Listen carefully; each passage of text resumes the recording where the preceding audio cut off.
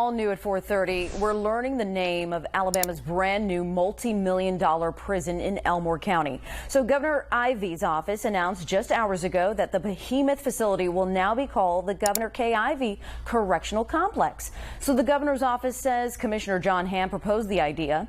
The planned 4,000-bed mega prison will include facilities for medical care and vocational training. It's expected to be complete in May of 2026.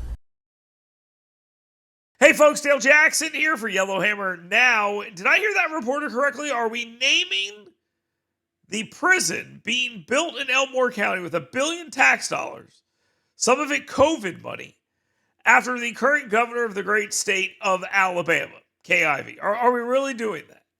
Why are we naming anything after any living politician? That's question one. Question two is, why are we naming anything after the politician who allegedly was responsible for securing the funding for it? Doesn't that sort of set a bad example? We already have a lot of this here in the great state of Alabama with Richard Shelby and a lot of buildings named after him. They don't bother me all that much, but in this particular case, I think there are better people out there to name this prison after. And we can even go with governors from the great state of Alabama. If we want to go with people who are still alive, we can do that too. How about former Governor Robert Bentley? While their alleged affair was certainly no crime, the alleged cover-up was. And it's taken the governor from the State House to the Big House, at least long enough to take this awkward booking photo. Police say he illegally used government and campaign resources to both hide the affair and pay his alleged girlfriend.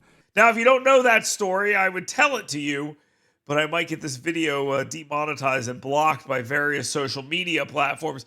If that's not good enough, even though Robert Bentley never went to jail, he probably should have, what about Governor Don Siegelman? This is a guy who spent 4.5 years in prison. And part of that, he was refereeing racially segregated softball games.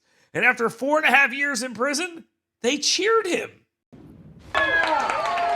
Another one of our top stories today, a round of cheers for former Governor Don Siegelman as he arrives back in Alabama after serving time in a Louisiana federal prison. This afternoon, friends and family gathered at the Birmingham Shuttlesworth International Airport to welcome the former Alabama governor home. Siegelman shook hands and hugged family and friends. He got a police escort as they made their way downtown and drove past some well-wishers. There's a video there. Tonight, the former governor will sleep at his home in Vestavia Hills in his own bed for the first time in 4.5 years. So no, we do not name this prison after Governor Kay Ivey. She has not earned it yet. She needs to commit a couple crimes before we're willing to put her name on that building. Instead, we should name it after Robert Bentley and Don Siegelman, or after all of our future governors who will probably end up there.